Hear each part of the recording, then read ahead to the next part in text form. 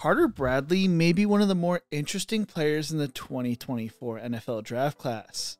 He's the son of the current Colts defensive coordinator and was once a blue chip recruit before a torn ACL his senior year.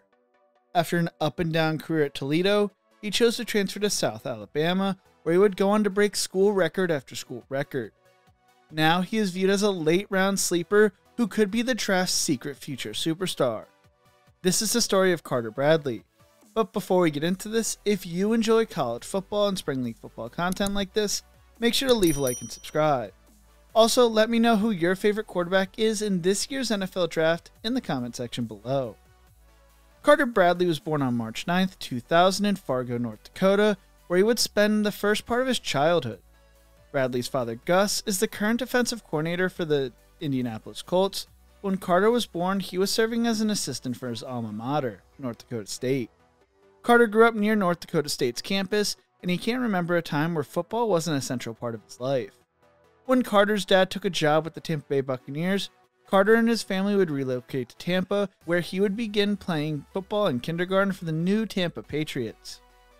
While playing quarterback was always his focus, Carter also played baseball and basketball growing up. In 2009, the family would move to Seattle when his father took a job as the defensive coordinator of the Seattle Seahawks, would move back to Florida in 2013 when his dad was named the head coach of the Jacksonville Jaguars. With Carter getting ready to start attending high school, the family decided they would begin to put down roots there. Carter would attend a private Christian school called Providence School, where he would letter his freshman year and take over the starting role as a sophomore, where he accounted for 15 touchdowns while Providence would go 3-7. Entering the 2016 season, Carter would make a name for himself as he would start getting the attention of different Division I schools. Louisville would be the first Division I offer that Carter would receive that May, and he would also receive interest from Duke, Vanderbilt, and Virginia. He would not let his recruitment become a distraction as he was focused on spring ball at the time. His dad was also trying to stay out of his way, with Carter telling 24/7 Sports, "My dad kinda stays out of it. He lets me do my own thing. But if I go to him, and if I ask, 'What do you think about this?' he will give me feedback. He knows what's best for me, but I'm taking my steps into learning from my mistakes. I'm feeling it out because I'm getting into this new recruiting process. He wants to be with me, but he also wants me to go through this and learn and mature over time. I think honestly being a coach's son really helps me put out learning the game. What these coaches are looking for is one thing, but being a player and knowing what they want is good. From a coach's son's perspective, it's a great honor, but it's a point where I want to do my own thing. I want to be Carter Bradley and not Gus Bradley's son." There was not much information on Bradley's junior or senior years when it came to his stats. I mean, not even Toledo nor South Alabama have it listed on his profile, and Max Preps only has half of his junior season. Providence would go 3-6 in 2016 and 3-6 in 2017.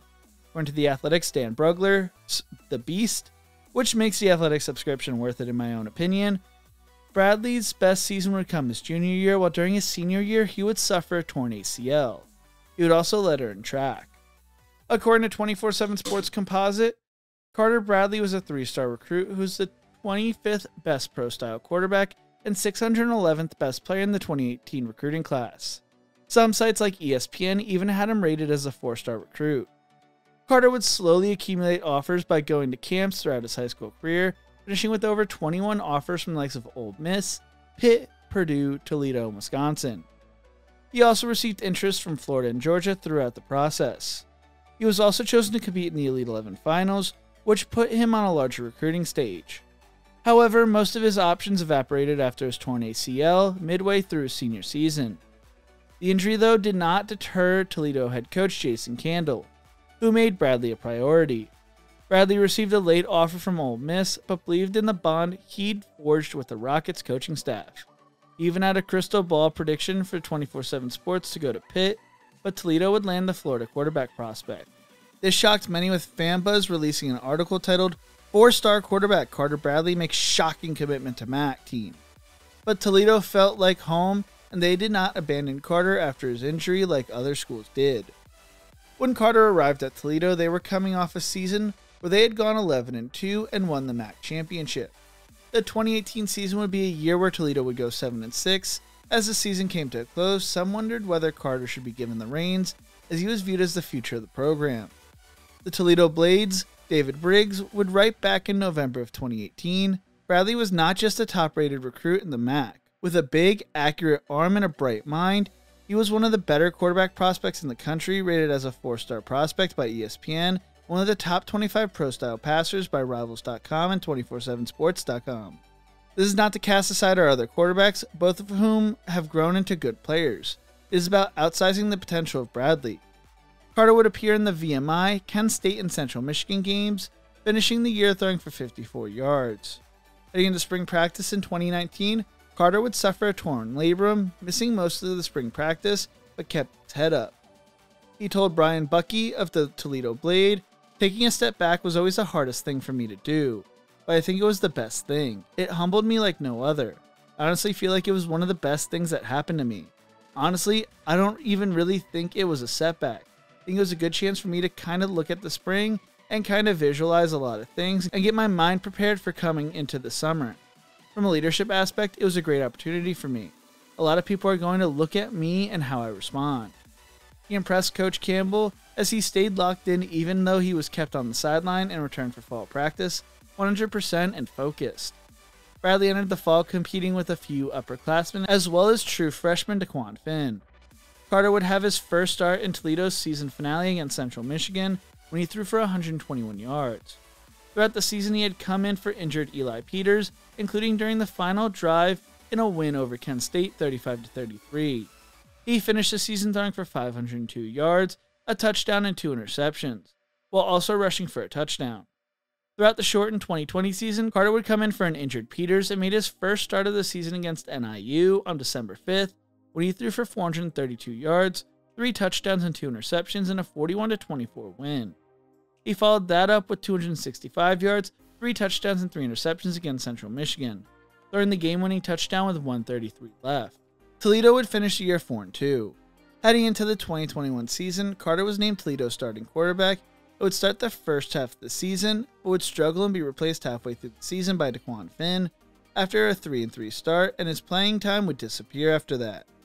Toledo would finish the year going 7-5, and Bradley threw for 972 yards, 4 touchdowns, and 1 interception. Following the regular season, Carter would decide to enter the transfer portal. Carter Bradley would transfer to South Alabama, where he would quickly get his career back on track. He would throw for 3,335 yards, 28 touchdowns, and 12 interceptions, while also rushing for 2 touchdowns on the ground, leading South Alabama to their first winning season and to a 10-3 record in the division title in 2022. In 2022, Bradley set the school records for passing yards, completions, and touchdowns in a season. This past season, South Alabama would go 7-6, behind Carter's 2,660 passing yards, 19 touchdowns, and 7 interceptions. Bradley finished his 2 years at South Alabama with the most passing yards with 5,995, the most passing touchdowns with 47, and the most completions with 496 in school history. The transfer to South Alabama saved his career, and now he could be a late-round pick. Bradley impressed at the Senior Bowl and could be a late-round pick or special free agent pickup. Bradley may go undrafted, but his journey seems far from over. What do you think? When and where will Carter Bradley be drafted? Let me know in the comment section below. If you enjoyed this video, make sure to check out one of my other videos YouTube thinks you will love right here. Don't forget to leave a like and subscribe. Thank you so much for watching, and as always, remember to embrace the grind.